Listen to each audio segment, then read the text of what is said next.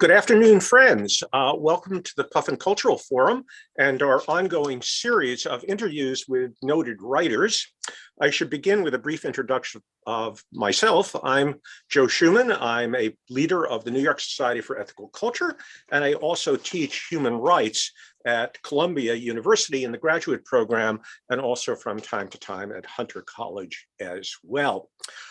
We have a very important and intriguing and engaging conversation this afternoon with our guest, whom I'd like to introduce right now. She is Professor Nadine Strossen, who is the former president of the National ACLU. She served in that position from 1991 to 2008. I should say she was the first woman to be president of the National ACLU and its youngest president.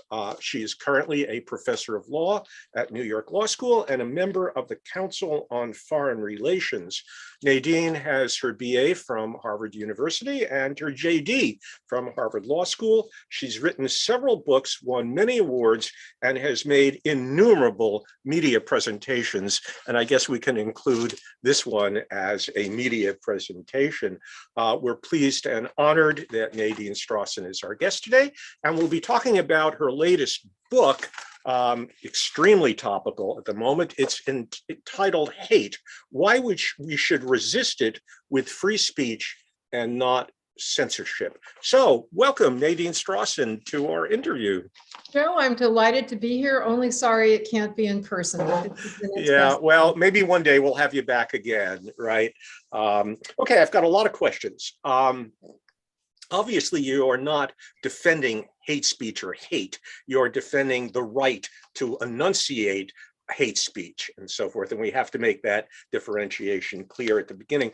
I just want to start off by asking you the very basic question. We live, obviously, Nadine, in very fraught times where hate speech has become volatile. It's obviously very disturbing. We have the emergence and resurgence of hate groups. I think it was the Southern Poverty Law Center that said there are now 1,000 such groups around the United States. It's very disturbing. Why did you choose in these times to write this book defending the right to hate speech? Well, you know, actually, I would say that the emphasis is a little bit different, Joe, as the title tried to signal. The only verb in the title is resist, right? So my main theme is resisting hatred. And I am convinced, much more importantly, international human rights activists and domestic human rights activists in countries around the world are convinced that censorship, no matter how well intended, is at best an ineffective way to counter hateful attitudes and actions, and at worst, counterproductive. So this is why you have human rights champions in countries that don't have the same free speech guarantees that we have. So there would be no constitutional free speech limit to censoring hate speech, but they still oppose it because it simply does not work, and it is a distraction from other measures that are much more effective, including strongly written and strongly enforced anti-discrimination laws, including laws that are often referred to as hate crimes or bias crimes law that allow more serious punishment for crimes where the victim is singled out because of a discriminatory motive, and very far from least what lawyers often call counter speech. It's not a very descriptive term, but it basically means any way that we can use expression to prevent and to counter hateful attitudes, including education, information, rebuttal, persuasion, and so forth. Okay, good. I want to get to specific remedies as we move along, but I wanted to sort of get down pat certain principles, and you raise a lot of them in your book.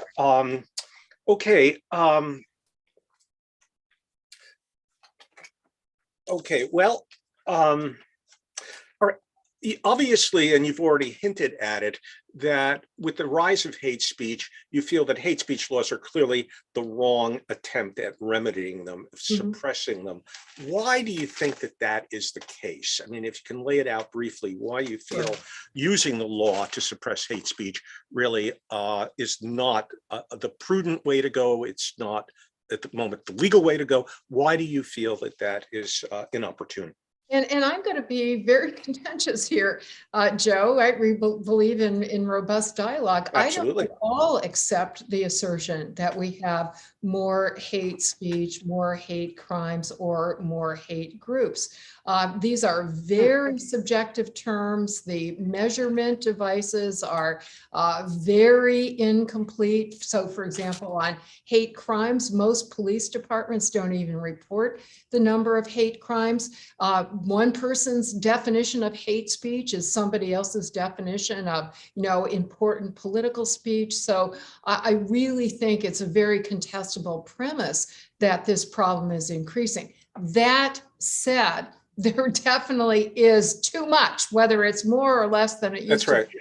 There's too much, right? We can agree on that. Well, yes, but that's a different type of. In terms of hate speech, I think it's really important for us to acknowledge the progress that has been made, as well as the challenges that remain in front of us. So I think the fact that we have just such huge public support for the Black Lives Matter movement, that now you know that your career is ended if you use a racial slur, even when you are quoting Mark Twain, or even when you're quoting Martin Luther King, that there is such a stigma against a word that in my childhood was still bandied about as an insult. The fact that to be called a racist is now one of the strongest accusations that you can make against somebody to ruin their reputations and ruin their careers. Let's pause on all the progress that has been made. And I say that not so we can rest on our laurels, but that we should be encouraged that we will continue to make the additional progress that needs to be made. Now, why is censorship not an effective way of reducing hateful attitudes? Think about it for 1 second. If somebody stops you from saying something, that doesn't stop you from having the idea, right? And if anything, it may harden you into, digging in your heels. There's something that they don't like about this idea. Why is that? Why are they not? Why don't they have the courage to answer back and to persuade me and to explain to me why the idea is wrong? So it's not an effective way to change people's attitudes, right? Right. No, I certainly agree. Let's get a little bit more nuanced, okay? And you discuss nuance in your book. Obviously, clearly, and you would agree that speech is not harmless, right? Speech is not merely speech. You and I are professors. I've been a clergyman and a preacher all my life. Obviously, I try to use words to persuade people. I think that words and speech does have an effect, I would hope, on people, hopefully in a direction which I think they ought to be moving and so forth. And sometimes it does, and sometimes it doesn't, and so on and so forth. But we don't think that speech is ocious, that it's simply idle and in effect impotent, that it has an effect, right? That's a great word. What is? Ocious. Ocious, yes, right. That's right. It's not idle, right? I mean, it does something, right? And there are different types of speech. We can get into this. I mean, linguists refer to what they call performative utterances. Some speech is merely descriptive, but some speech are acts. If I promise to love you till death do us part, that's not a description. It sets in motion certain expectations and conceivably some action. If I say I promise to meet you at the corner of 65th Street and Lexington Avenue tomorrow, that sets in motion a certain type of action. I mean, to get philosophical, and that's my background, I mean, John Dewey saw ideas and speech and action on a continuum, that it's false in some ways to draw strict lines between all those things. And yet we must. Law does not. There's so much misunderstanding about First Amendment law, and as you and I have talked about, international human rights free speech law, which is very similar. And one of the misunderstandings is that, all speech is absolutely protected and speech is distinguished from conduct. That's not true. Our law is is very sensible. It protect, and there's another common misunderstanding is, oh, those people who defend free speech, including the US Supreme Court, they deny that speech can do harm. Not true. In fact, recently in a case in which the Supreme Court almost unanimously upheld freedom of speech for hateful, discriminatory, vile messages. You may remember it involved the Westboro Baptist Church. Yes. They're the church, for people who don't know, whose website sums up their philosophy. And forgive me, I'm going to quote the website, www.godhatesfags.org. But they also believe God hated everybody, basically, who wasn't a member of their church, including Jews and Blacks and Catholics and members of the military, you name it. And the Supreme Court said, we protect speech, and the First Amendment protects speech, not because we think the speech lacks power, including power to do great harm, not at all. It's the opposite. It's precisely because speech is so powerful, including power to do an enormous amount of good. And that is the reason why we protect it. Yes, absolutely. But in that case, didn't the Supreme Court sort of parse that and nuance it a bit? I mean, I think that this Westboro Baptist Church was attempting to basically express their hateful views at the funerals of soldiers who had fallen in battle with their bereaved family at the gravesite. Didn't the court, permit that, but claim there had to be an appreciable distance between the people who were uttering that speech and the funeral that was taking place, correct? I mean, they did recognize. You're exactly right. And you're getting to another one of the subtleties of free speech law, which again, I keep saying is very commonsensical. The fact that you have a right to say something in one place, in one context, might not mean that you have a right to say it in another place in another context. And the Supreme Court said, no matter what you are saying, even if you are praising military victims who have died, or if you're praising Catholics or gay people, you cannot do it close enough or loud enough to a funeral that you are disrupting the proceedings. And so you may impose what the courts call content neutral, that is, no matter what you say, time, place, and manner limitations. You have to be a certain distance away, or you have to be a certain low decibel level, so that no matter what your message is, it's not interfering with the proceedings that are taking place. The line is drawn between content neutral restrictions and restrictions that are based solely on disagreement with, disapproval of the message. That cannot be a justification for suppression. Yeah. And think about it. We in our democracy do not want our government to say that certain ideas are off limits. We as individuals may say that, and thank goodness for all the counter demonstrators that are out there every time the Westboro Baptist Church is, and not only raising their own voices in support of LGBT rights and service members' dignity and so forth, but they've also created these angels with wings that will hide the pickets from those who get disturbed by looking at the messages. That's a brilliant example, by the way, of so-called counter speech, a much more effective measure than censorship. Censorship inevitably gains more attention to the message that is attempted to be suppressed, right? There's the forbidden fruits effect. I see it in myself every day, Joe, because I'm constantly speaking about censorship. People will bring examples of censored works or attemptedly censored works to my attention, and I end up reading them, books that I otherwise would never have read at all, because I want to see what all the fuss is about.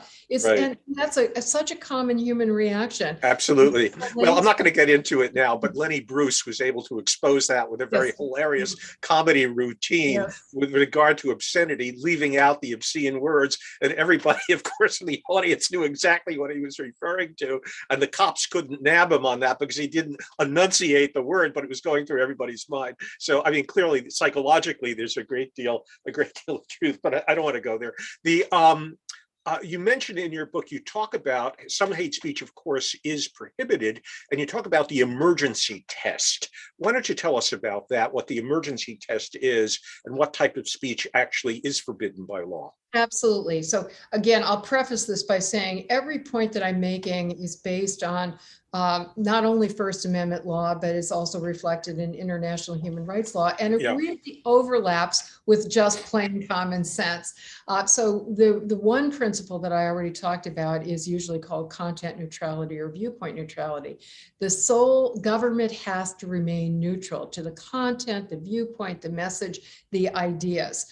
It is not for government to pick and choose. It is for we, the people in our democracy, to make decisions about what ideas we find appealing and which ones we find loathsome. The corresponding principle, though, is what's often called the emergency principle. When you get beyond the content or the message of the speech and you look at it in its overall context, if in particular facts and circumstances, the speech causes or threatens to directly cause imminent, specific, serious harm, then the speech can and should be punished. And the Supreme Court has recognized several subcategories of speech that satisfy this general emergency. Oh, can you give us some examples? I was going to give you some examples. So one that has been on a lot of people's minds since January 6th, of which we just had the anniversary, is intentional incitement of imminent violence or lawless conduct, where the violent or lawless conduct is likely to happen imminently. So if the hateful messages by Donald Trump or Rudy Giuliani or others were uttered with intent to incite imminent lawless or violent conduct, namely the storming of the Capitol, and that was likely to happen imminently, then that could be punished. How do you know that? Isn't there an element, and you do bring up the category of vagueness in the application of hate speech laws as an argument in opposition to them. Mm-hmm. But isn't there, in the scenario that you just raised, or the principle you just raised, Nadine, isn't there an element of vagueness in that? How do we know preemptively that a speech that is uttered? No, it wouldn't be. It would not be preemptive. It would be after the fact punishment in this situation. I see. Okay. Unless I'm actually. You know, you'd have to talk to an expert in law enforcement about that. It's possible that you could arrest somebody based on probable cause, that, you know, because that's the standard for arrest.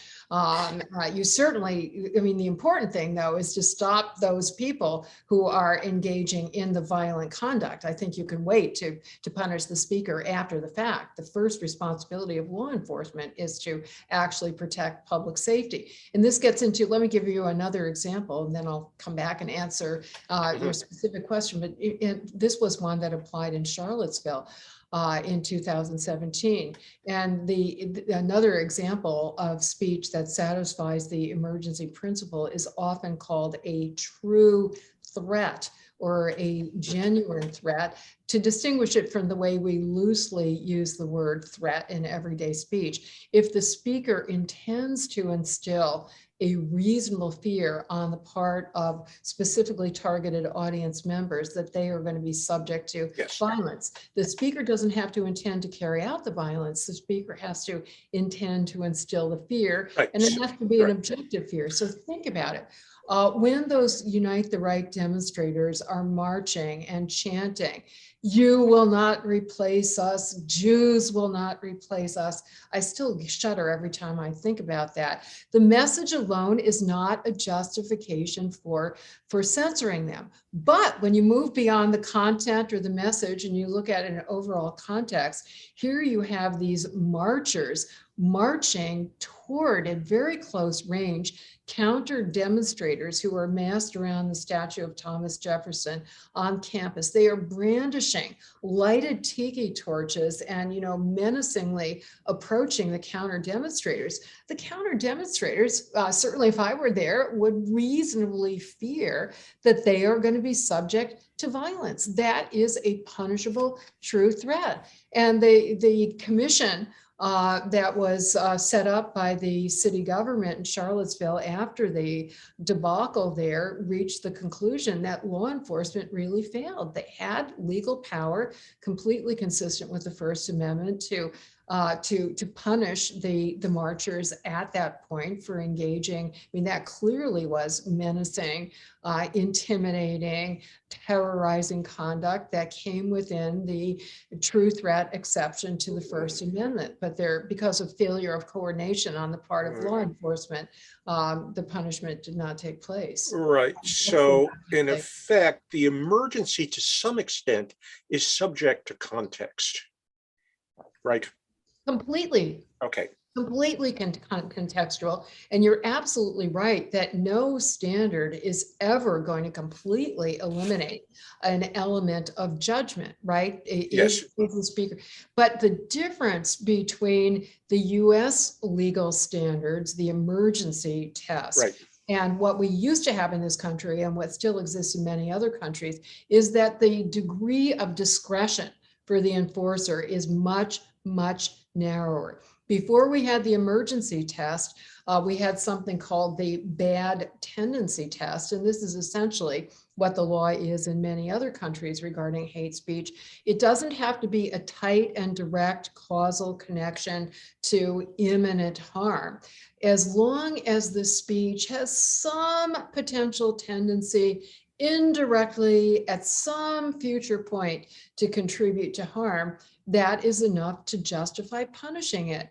And it was in response to that notion that Oliver Wendell Holmes, in dissent, a famous Supreme Court justice, said, well, under that standard, every idea is an incitement, right? Right. Everything anybody says could possibly lead to somebody to undertake some negative action in the future. That just gives open-ended, unfettered discretion to law enforcement. And yes, I mean, I fully agree with this, but I want to broaden the context a little bit, not to excuse it, but to maybe try to explain it. And we did talk about this at an earlier point, that the European hate speech laws really emerged in the 1980s with waves of immigration coming from the Middle East and Africa in Europe.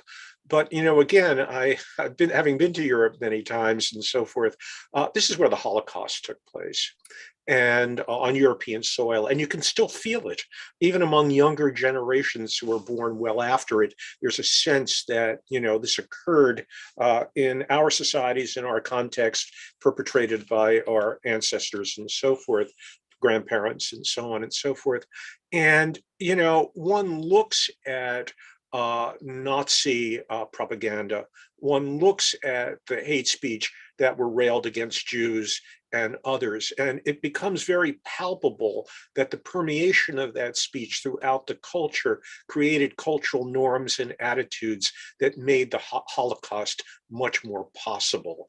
I mean, it becomes the correlation between the speech and the dastardly action, the genocide, becomes much more, how should I say it, palpable, tenable, and so on and so forth. I'm not saying that excuses hate speech laws and there aren't more powerful counter arguments, but in some ways you can get a sense, or at least I do, as to how hate speech laws can create a climate that makes mass atrocities more possible. And these are historical realities. They're empirical. They're not abstractions. And I just want to add that dimension to it. Yeah. But Joe, with all due respect, I have really delved into the history here. And by my reading, the historical consensus is that Germany had a very strict anti-hate before, speech, yes, prior which before were to Hitler, very yes, strictly enforced. And by the way, I have a real personal interest in this as well, as I believe you know. Yes, I do. My father was a Holocaust survivor. My father Right. barely survived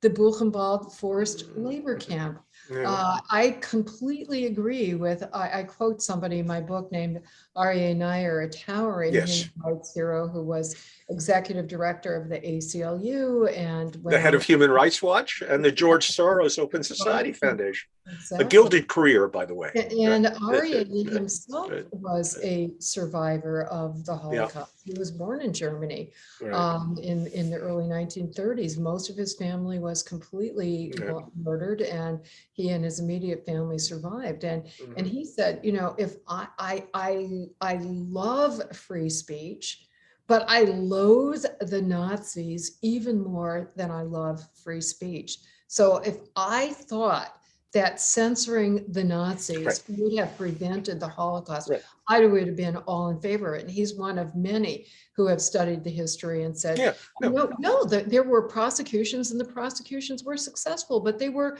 propaganda platforms for the Nazis. They loved the attention that they got.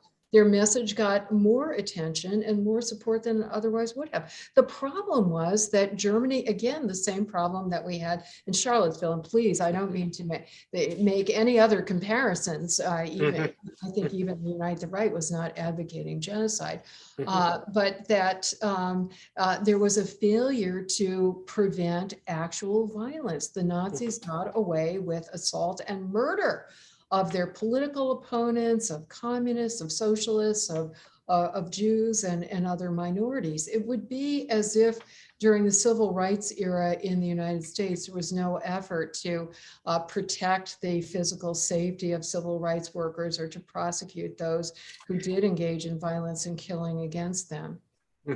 Yeah, no, I agree 100%. I was just saying I can understand why some people may be tempted to want to enact hate speech laws. And I think that's exactly right. I think there, and other things, it's symbolic, right? We're taking a very strong stand that these ideas are off limits. And that's a noble impulse, but I think those of us who are concerned about real world impacts have to ask, well, let's get beyond what you hope to achieve and what you intend to achieve. And is this law actually doing it? Or is it in fact counterproductive? And there are so many activists, including Jewish activists in Germany and other European countries, who say no matter how well intended these laws are, including laws that ban the teaching, ban Holocaust denial, or ban the publication of Mein Kampf, many people feel that that's completely counterproductive, that if you really wanted to reinforce the horrors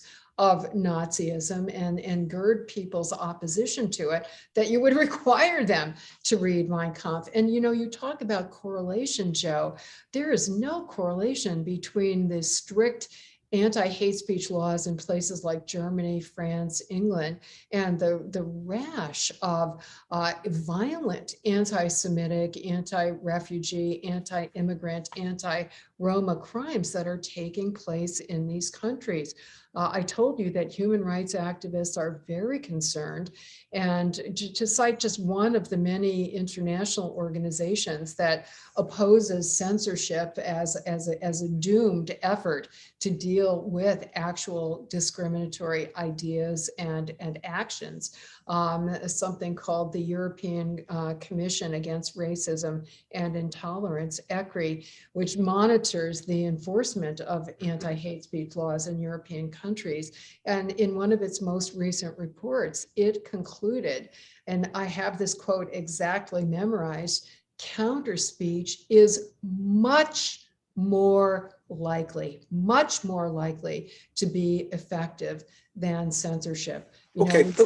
Yeah, maybe this is a good time then to ask this question. We're talking about Eastern Europe, we're talking about Canada, we're talking about well-developed democracies that have obviously deep-rooted judicial traditions and legislative traditions and so on. These are people who are highly sophisticated.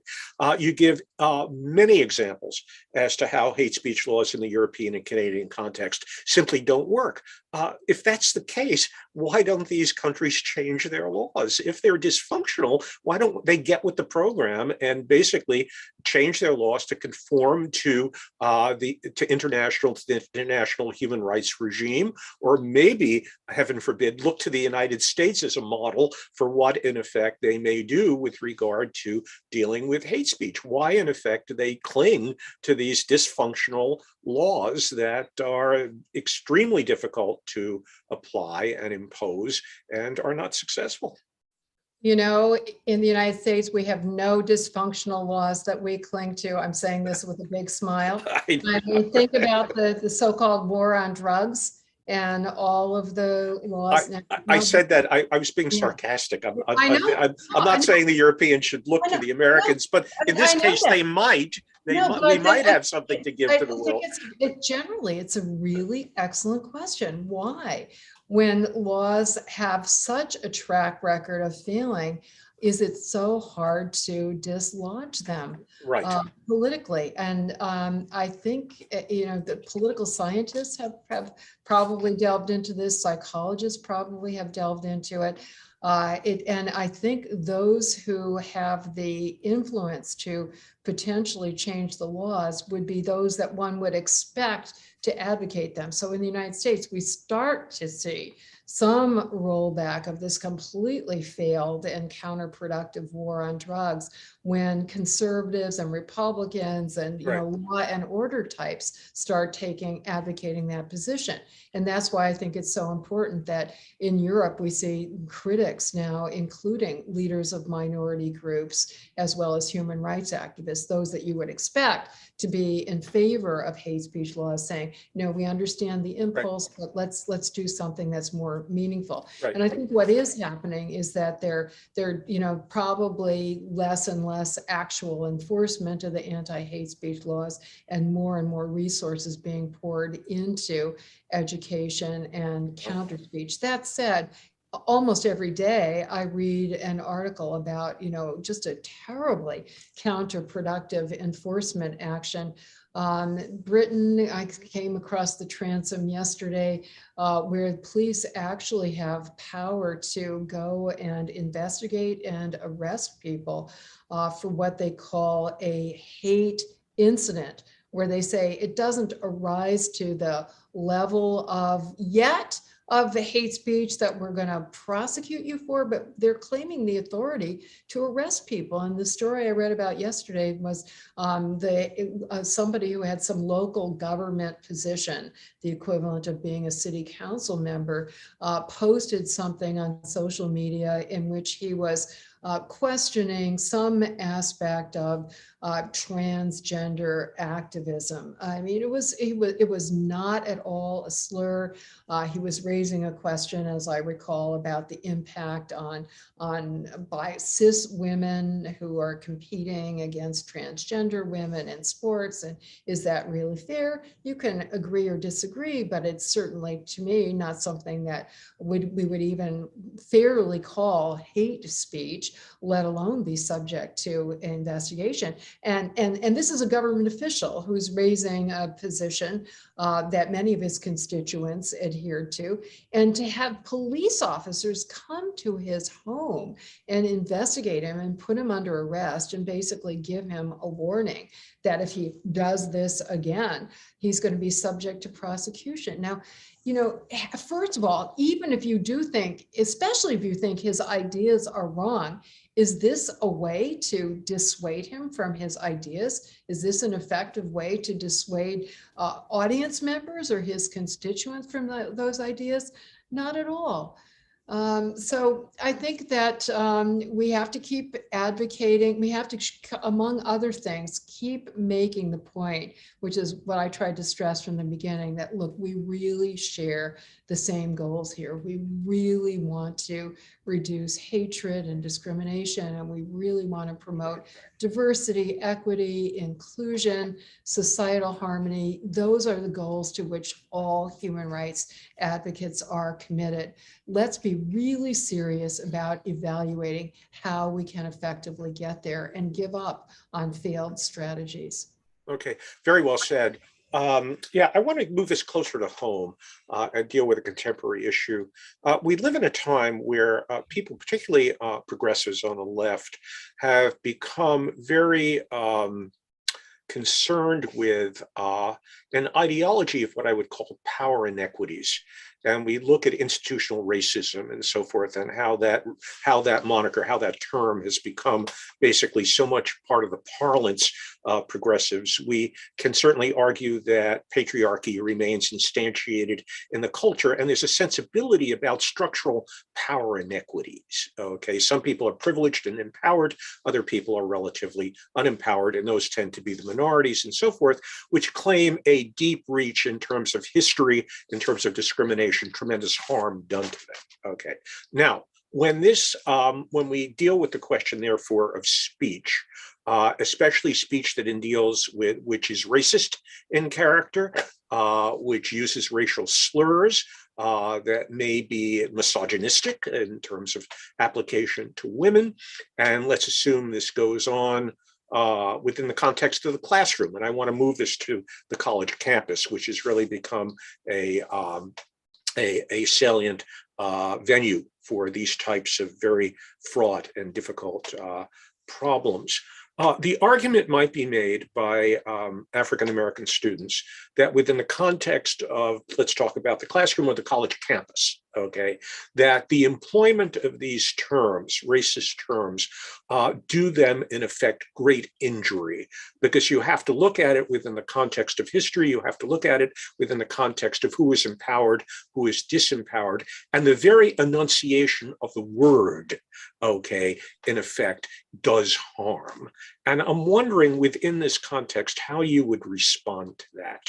Okay, so you started referring to ideas, and then you moved to particular racial slurs, and I think your question— That's correct, right, that's right. But I'm doing it within the context of the instantiation of the ideology of power inequities, that those are structure in the culture. There are people who are— I do want to draw that distinction, because a lot of complaints and investigations and punishments have been for not any kind of disrespectful language at all, let alone racist slurs, but for voicing ideas that are seen as insufficiently concerned about entrenched and systemic racism. So, for example, people have been punished for criticizing or even raising questions about whether defunding the police is— Nadine, I want to respectfully, this time I want to respectfully disagree, okay? Yeah. College discourse on college campuses has become very fraught, and it is in other areas.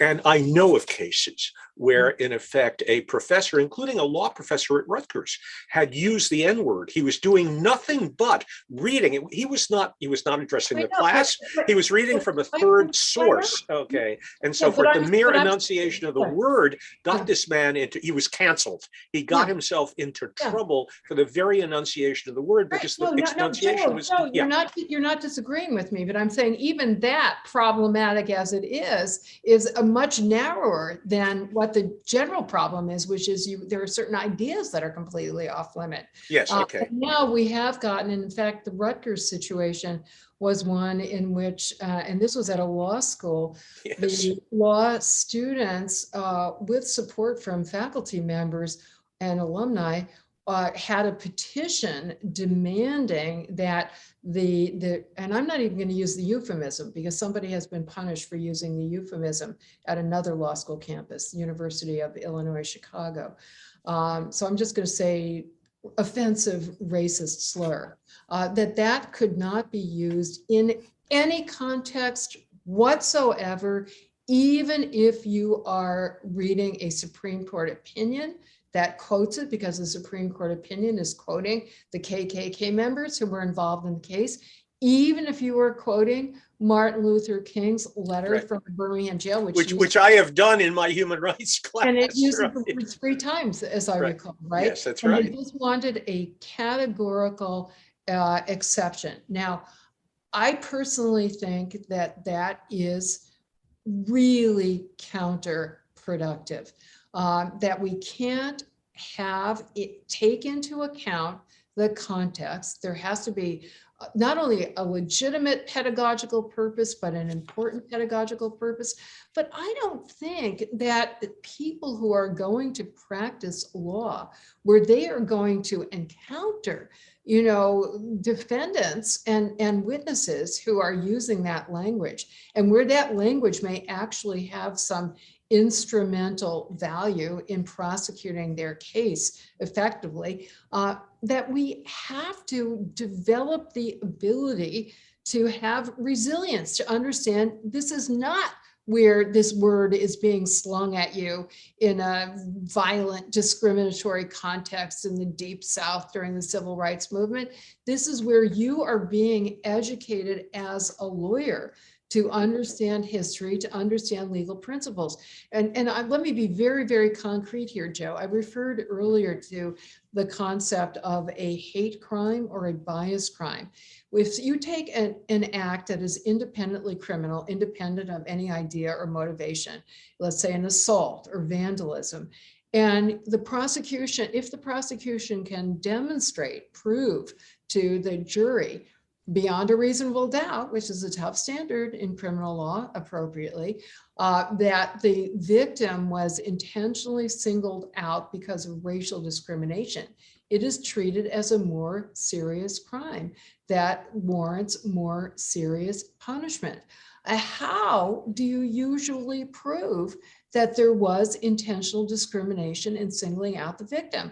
You quote the perpetrator shouting racist slurs while committing the act. That is the typical way that these crimes are proven. So if you want to be a prosecutor who is prosecuting hate crimes laws because they are, a significant way to counter racist discrimination and violence, you better get used to hearing this language and using it in a way that's going to be empowering, that's going to counter the injustice and the discrimination and bring those who commit it to justice. So, I'm going into all this detail because the devil and the angel are in the details, right?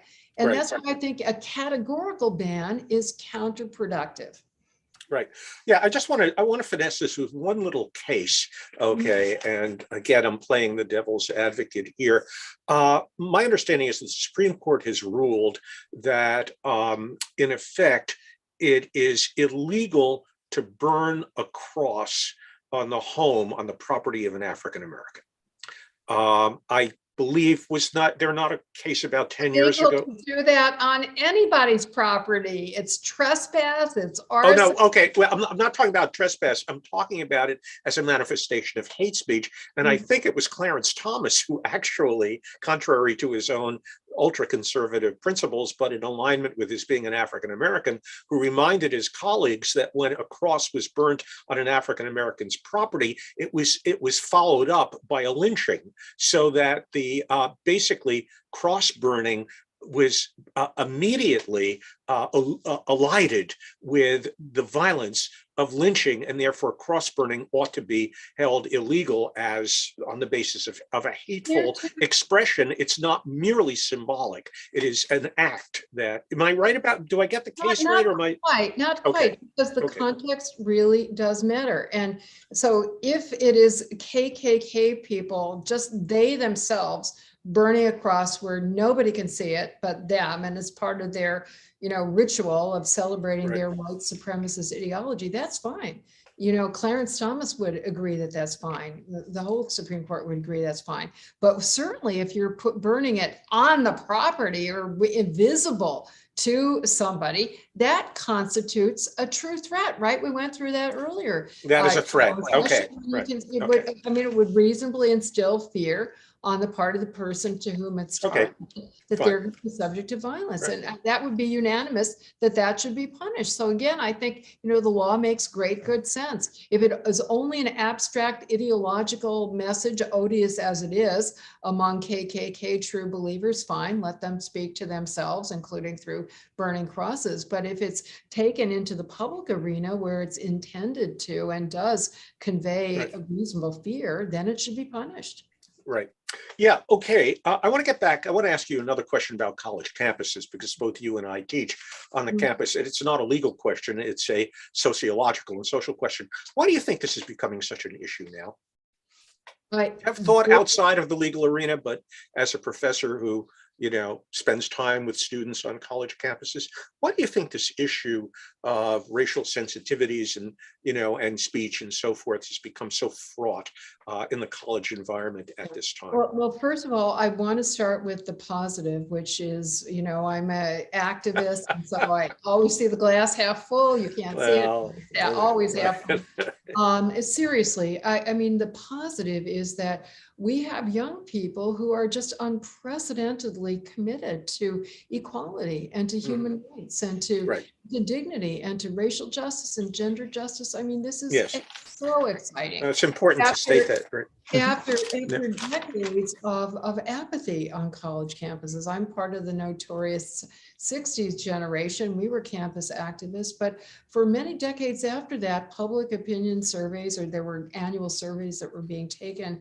of college students' attitudes, which showed that most of them weren't even interested in the news or following public events, let alone getting involved.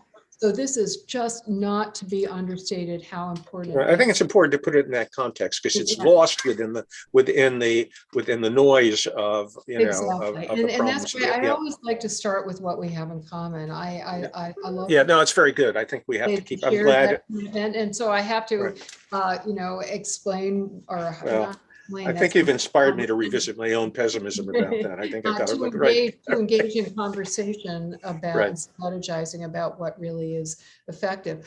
My friends and colleagues, John Haidt and Greg Lukianoff, a social psychologist and lawyer, head of the Foundation of Individual Rights in Education, co-authored a best-selling book called The Coddling of the American Mind, in which they didn't like the title, but because they too have great respect for college students. They didn't mean that to sound condescending, and the students' commitment to justice. But why is it that students genuinely do seem extremely fragile and vulnerable when they hear insensitive language? And they had a number of theories, one of which is that these students were brought up in particularly protective environments with parents who were unusually shielding them from any kind of hurt, that they probably had not been exposed to certain ideas or certainly to insensitive language. And so it is rather shocking for them to confront at the first time. There is an unprecedented amount of mental health problems, including anxiety and depression among college students, and that plays into this. Social media is another big factor here. And so I do take very much at face value the students' vulnerability to language and to ideas that they find upsetting.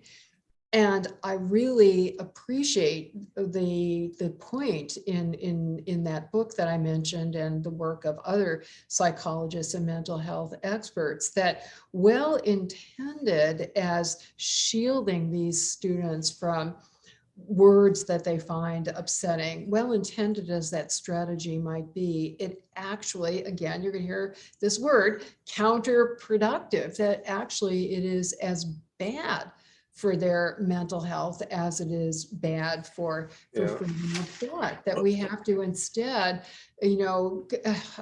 cultivate habits of resiliency, that you have to be able to grapple with ideas that you find absolutely sure. And colleges ought to be a place that nurture that very capacity. I agree. But all of us are compassionate, right? And we see people suffering. We have to be sensitive to the hurt, but we also have to ask constructively, how can we prevent that kind of hurt in the future and make them strong and tough and resilient and empowered to go out and fight the battles, not only against the language, but also against the actual discrimination. Absolutely.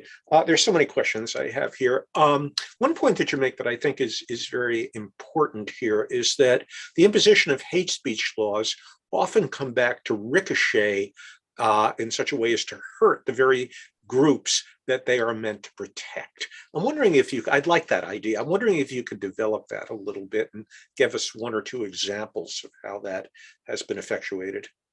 It's been a consistent and predictable pattern in every hate speech law that's ever existed. Let me start. And so that's one of the complaints that you get from the international human rights organizations that are monitoring the enforcement of hate speech laws, including United Nations agencies, saying there is a consistent pattern that the laws are disproportionately enforced against the very minority groups that are hoped to be empowered by the law.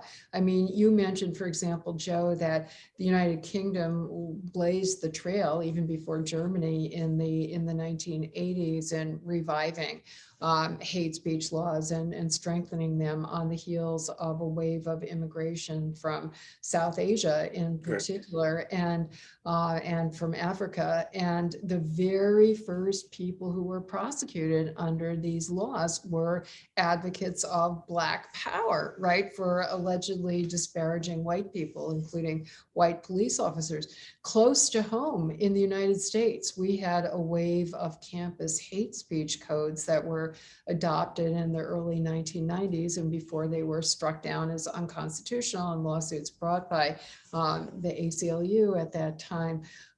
We got through the discovery process, that's part of litigation, we got to see the records of how these hate speech codes were enforced. And guess what? They were disproportionately enforced against African American students and other minority students for saying something that was allegedly insulting to white people, including using the term white trash. And why should we be surprised? I mean, think about how you talked about entrenched racism and systemic racism in the criminal, among other places in the criminal justice system, where you have the war on crime and the war on drugs, and all these laws are disproportionately enforced against young, dark-skinned men. When you take a law that's even more discretionary, saying something hateful that's demeaning or disparaging or dehumanizing, that's how these laws are usually written. That gives so much more discretion even than the drug laws. And you've got this systemic racism in the criminal justice system. We now have studies that show that all of us are subject to what's called implicit bias or unconscious bias. Why in the world would you expect there would not be discrimination against the disempowered groups and how these laws are enforced? It's predictable. Right. Well, unfortunately, we're going to have to bring this component to an end, but I can't do it. I still have a few big questions. It seems to me the 800-pound gorilla that we have to tackle in this is the internet and social media. Clearly, as you point out, the First Amendment applies only to government entities. It doesn't apply to private companies such as Facebook or Twitter or whatever. Nevertheless, you do make a point that these large corporations and businesses ought to, in effect, conform with the norms of free speech and so on. I think, and my grandchildren could probably argue this much better than I can, but it seems to me that the social media, when it comes to speech and informing public opinion, is an absolute game changer. Facebook claims 2.8 billion clients, which is more than 1/3 of humanity, gets their information, a great deal of their information, from Facebook. So the power of the social media to mold opinions, and again, ultimately actions based on those opinions, we assume, is absolutely enormous. Now, I suspect when the geniuses at Silicon Valley invented the internet, they probably thought they were giving a boon to humankind in the sense that it would exponentially expand the marketplace of ideas, which we could argue on liberal grounds and democratic grounds is a very good thing.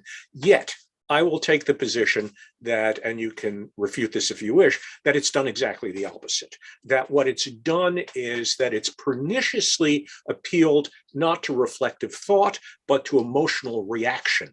And the reactions that get the greatest charges out of people, and therefore basically amplify the coffers and profits of these profit-making corporations are angry emotions. And so what you have are algorithms that are set up to feed back to people what they want to hear, which basically appeal to their negative emotions, appeal to their capacity for hatred, and so on and so forth. Speech has been dangerously siloed in massive terms through social media that has basically, one could argue, and you've got to prove me wrong here, that in effect are undermining discourse, undermining the mainstay of open inquiry that is necessary to maintain a democratic society.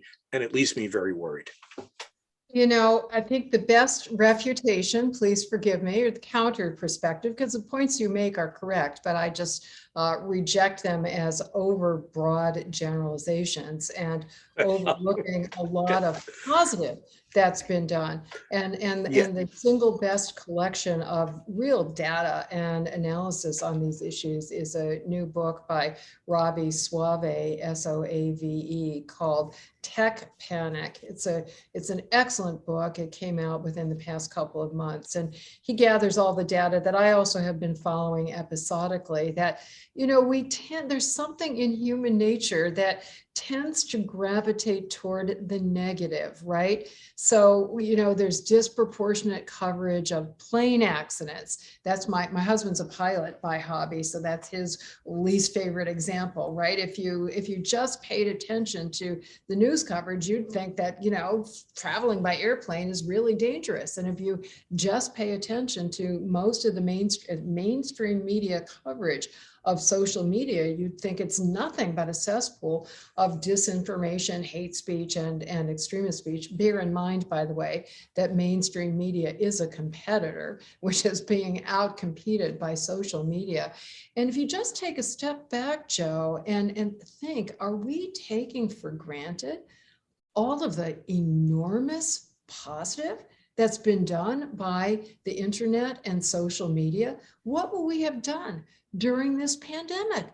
You and I wouldn't even be having this conversation were it not for the internet. Our members, hopefully people in the audience, are taking advantage of it. And your educational institutions would have ground to a halt. Sure. We had a Black Lives Matter movement, but it never got off the ground until it had the galvanizing force of social media. We certainly have had efforts to crusade against misogyny and misogynistic violence, but the Me Too movement could not have gained such force were it not for the power of social. Okay, but let me ask you: was it wrong for Twitter and Facebook to basically kick Donald Trump off of those networks? They certainly had a legal right to do so. And I really question, you're not going to be surprised, I question the efficacy of doing that, especially at a point when he was still the president of the United States, right? And when the inauguration of Joe Biden had not yet taken place, because we're talking about not only his right to try to reach an audience, but he had an enormous number of followers who had a right to, not a legal right, but let's just say a very important stake in hearing what he had to say. And by the way, this is not said with any partisan axe to grind in favor of Donald Trump. In fact, observers believe that a crucial factor in his electoral defeat in 2020 was what he was saying on social media that was so off-putting to the traditionally Republican suburban voters, who then were prodded by hearing him on social media to vote against him. So it's, you know, the fact that you may hate what he's saying or find what he's saying hateful does not logically translate into, well, let's kick him off the platform. Okay, so you would not, obviously, I conclude that you would, Nadine, would not welcome any regulation of social media. I You do think not. one of my friends said it very Okay. well when he said, there's no problem so bad that government regulation can't make it worse. I Well, mean, government may not be competent to do it. I would agree in that sense, but government control over communications media is a prescription for political abuse. There used to be something involving broadcast media called the so-called fairness doctrine. yes. And every study that's been done, to my knowledge, Joe, I've read many of them, shows that under every single administration, while that presidential administration, while that doctrine was enforced, whether it was Democrat or Republican, just used the discretionary power they had to go after broadcast outlets that were critical of them or of their policies. It's predictable. We just don't, that is too dangerous a road to go down in our democracy. Now, I'm the last person to say social media is perfect. Far, far from it. It's just that, to me, government regulation is even a deeper threat, with one exception. At least I would certainly be in favor of a content neutral, right? The government should not heavy-handedly tell the social media companies what speech they must host and what speech they must not host. But I would be very much in favor of a content neutral privacy consumer protection approach. I think that we need user empowerment. We should not be subject to manipulation by algorithms that we're not even aware of, let alone consent. Okay. I'm with you on that, Joe. And there, I think that we are entitled to, radically increase transparency. Right. Radically reduce surveillance that they're using to create algorithms that they drive to us. And we should be able to choose whatever filtering approach we want, consistent with our values, right? It should not be, one size fits all, or Facebook or Twitter decides what we're going to get. That should be our informed choice. Right. Yeah. I think this is a much broader and deeper conversation that involves somebody who's better informed than I am to carry it forward. But I think it is very important. I want to ask one, and I'm reaching the end here, one even very large, bigger question that takes us into the realm of political science. But I think tragically it is current to the moment. And I'm basically being revelatory of my own fears and concerns here. I fear for democracy in this country. I think that it is not totally out of the realm of plausibility that within 4 years we may begin to look like Hungary. We're not going to disappear like the Ottoman Empire, but I think we could become an autocracy in this country. And I'm not the only person to say that, and I'm generally not an alarmist, but the signals are very bad, and that's a whole other discussion. But I want to relate it to what we're talking about now, and that involves what is sometimes referred to as the paradox of tolerance. Okay, authoritarians don't have to worry very much about free speech because they don't respect it to begin with. But if we live in a liberal constitutional democracy like ours, we allow, as we're saying, a full range of speech, including hate speech, which we're talking about now. But the paradox of tolerance is, how does a tolerant society deal with subcultures that are intolerant? In other words, if they in effect were to control the strings of power in this country, they would basically undo the very freedoms that allow them to operate in a way that is intolerant. We now have arguably a political party which is no longer a political party. It is a mass movement that is committed to an anti-democratic, authoritarian, autocratic agenda that has a cult leader, an authoritarian cult leader at its head. I'm very worried about that. One might argue, and I'm not taking this position now, but one could argue that allowing for hate speech and giving these people, and I'm referring to the Republican Party here, a voice and their vanguard, their hateful vanguard, to basically spew their hatred, is a luxury that we cannot afford. A stable constitutional democracy can afford to do that. It's a question of power, where the bulk of people explicitly or implicitly are committed to those values. But when a huge proportion of the populace is no longer committed to those values, the government, it's the polity itself, the society itself begins to fray. It becomes weak, and therefore the empowerment of hate speech becomes that much greater in a way that threatens the dissolution of the very state itself. That's as I see it, the paradox. I'm stating this in very apocalyptic, grandiose terms, but it is in effect the paradox of tolerance. And I'm wondering whether we're approaching the point where the indulgence of certain liberties are, and I'm not arguing for this at all, but the indulgence in effect will lead to our own demise. I think that the hypothetical, and to me it really is, fancifully hypothetical or apocalyptic, is something that we should always have in mind as a potential danger to shore us up and galvanize us to restore and reinforce the institutions of democracy. But speaking of paradoxes, paradoxically, I think hearing the hate speech helps with that. If you have hate mongers who are going to be driven underground into the dark internet, where they can plot with each other, with it being much more invisible to law enforcement monitoring, being completely invisible to people who would try to dissuade them, they're going to do much more damage. They're much more threatening than if they are out in the open. And here, I think the clear example is, I already referred to it, the Unite the Right rally in Charlottesville in 2017. Did those hate mongers gain a huge amount of supporters, or did they instead unprecedentedly galvanize opposition at every level of government all over the country, where we had denunciations to the first, to my recollection, the first time that, and only time that so many Republican members of Congress actually criticized Donald Trump because he did not condemn the hate mongers enough. We had military officials who were speaking out against it. Donald Trump had 2 councils of business advisors, CEOs of major corporations who loved his financial policies, loved his deregulatory policies, and so forth. But they felt so strongly that he did not sufficiently condemn the hate mongers that they disbanded those councils spontaneously around the country. We had citizens groups gathering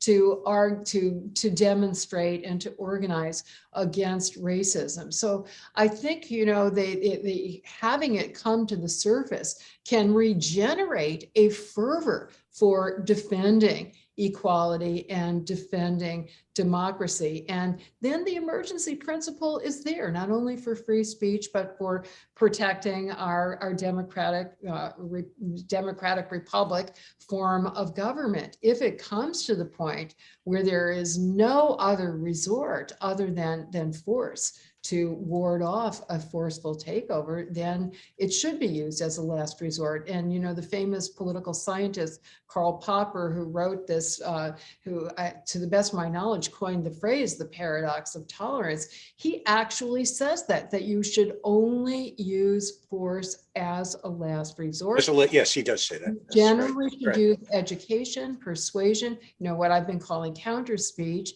and only in the extraordinary circumstance where that's on the verge of failure do you, because you don't, this was a phrase that was used seriously, but sadly during the Vietnam era, we burned the village in order to save it, right? Yeah. We want to destroy democracy in order to save it. Right. Well, I think maybe we have to leave it at that note. I mean, I could go on and on. This is an absolutely, totally engaging, edifying conversation. Also very uplifting. It's so good to actually interview someone who is progressive, who nevertheless holds to an optimistic and hopeful view, which is important and refreshing. So I want to thank you on many counts, Nadine. This has been absolutely marvelous. I think there may be a few questions if we can take them. Andrew, are you there? Andrew. Yes, Okay. I posted the questions in the comment section. Yes. In the chat there, right? Okay, let me take a look and see what I can find here. Oops. I'm having a little trouble manipulating. Oh, there we go. Okay, here's a question. Okay, I would like to ask the author what her personal history or story is in becoming such an advocate for freedom of speech. What turned you onto this issue and how did it become so important to you? That's a personal question. Yeah, thank you so much. I have been an advocate of human rights for as far back as I can remember, long before I knew the term. But when I was a little kid, I just had an instinctive support for the concept that every individual human being is entitled to certain equal rights. And I very quickly became aware that the most effective single instrument for advancing human rights is free speech, free expression, the whole panoply of First Amendment rights, freedom to think, to organize, to petition. And so I really want to stress that fond as I am of free speech, is not in the abstract. To me, it's instrumental, essentially instrumental in advancing the human rights causes that are most important to me. But I would say whatever is important to you, you absolutely need free speech in order to be able to advance that cause. Right, absolutely. Now, we already dealt with this in our discussion, but maybe you can say a little bit more about it. And that is, the questioner says as follows: some of this has already been discussed since the question was initially posed, but could you explain what the differences are between how the US deals with free speech and how Europe handles free speech, and how is the European approach dysfunctional? And I think that pertains particularly to hate speech. If you could just review that, you did. Yes. So many European countries, in violation of their own international obligations under United Nations treaties, do allow government to punish speech that does not solely on the basis of its hateful message, right? So violating the content neutrality principle, completely apart from any emergency. So you just say something that is disparaging, or the typical wording is disparaging or demeaning or dehumanizing language on certain enumerated bases. And some of these laws are very, very broad, and they say on any basis at all.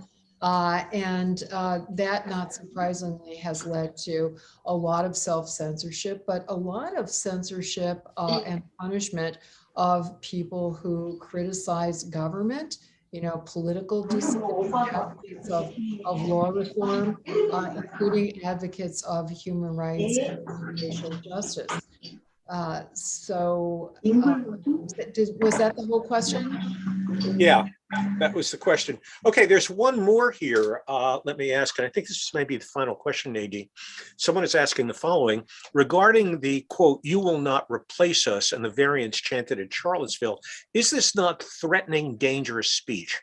Practically speaking, how are normal, decent folks supposed to react to those willing to engage in such speech in a confronting and threatening manner? Yeah, that's a great question. And, the word threatening was used the way we use it by the questioner, in the way we use it in everyday speech. I told you, I shudder every time I even repeat that language, but it does not arise to the level of a punishable true threat, because it is not. It actually doesn't instill in me, when I hear it at a distance, it doesn't instill in me a reasonable fear that I'm immediately going to be subject to violence. If I had been there and been confronted by them face to face, that would be, as I said, a punishable true threat. But it's scary to know that there are people out there who have those ideas. And that is why I am deeply, deeply committed to the greater project, which is what drove me to write the book, of how do we counter hateful ideas. And on the positive side, there has developed within the last 25 years or so an interdisciplinary field of hate studies. Sad but true. I mean, it's always been a problem, but I think it's positive that something is being done. And every discipline from A to Z is delving into this issue, literally from anthropology to zoology. People are writing about, brain scientists are looking at what causes us to other certain groups of people and to develop prejudices and stereotypes. And the more you delve into the causes, the more effective you are at countering them. And on the positive, let me say, there are so many uplifting stories of former hate mongers who have been, and this is the word they often use themselves, redeemed, or have redeemed themselves through the intervention of and interaction with others, including even leaders of former leaders of hate monger organizations. Since I mentioned the Westboro Baptist Church, one really prominent example comes from that, the God Hates Fags church. Megan Phelps Rover, who was born into the church, right? It's a family operation. From the time she was a little girl, she was out there demonstrating with these signs. She went onto the internet in her early 20s in order to try to recruit people to her cause. This is a really good example, Joe, of how the internet is a great force for good. She failed. Instead, she engaged in conversations with people online who were patiently asking her questions. One was an Orthodox rabbi in Israel who was just, not insulting her, not disparaging her, not treating her like a criminal, but just asking her why it was that she interpreted certain Bible verses in a hateful way, and not indoctrinating her, but getting her to think and re-examine and realize that there are different interpretations and different perspectives. And she ultimately left the church. I think she was about 27 or 28 years old, which meant not only leaving her whole political community, but leaving her entire family. It was very scary because she thought the whole world hated her because of her hate mongering, but she felt so strongly that she had been wrong and wanted to spend the rest of her life helping rescue other people from these hate organizations. She wrote a memoir about it. There's a whole organization called Life After Hate, which is populated by people like that. And believe me, throwing them in prison isn't going to do it. Ostracizing them and demonizing them, driving them to the dark web is not going to do it. But counter speech and education and constructive interaction does offer great hope. Well, we have to thank you, Nadine, for not only marvelous insight, your erudition, but also for what in effect is a positive message and a way forward that indeed is redeeming, is in a way will build, hopefully open the door to dialogue, conversation, and the restoration of a more decent society, which I think is something we all want. So let me thank you tremendously. This has been a great opportunity. And I want to encourage you to get the message out there and to keep up your really very, very important work. It's really, really phenomenal. Yeah. Well, right back at you, Joe, and thank you so much for hosting me and helping get the word out. It's great. And I want to encourage people, let me just say as a last word, I want to encourage people to get the book. It's a very important read, Hate, Why We Should Resist It with Free Speech and Not Censorship. Nadine Strossen, thank you so very much again for being our guest. Okay. Thank you, Joe. Yeah. Okay, take care. You be well now. Okay, bye-bye.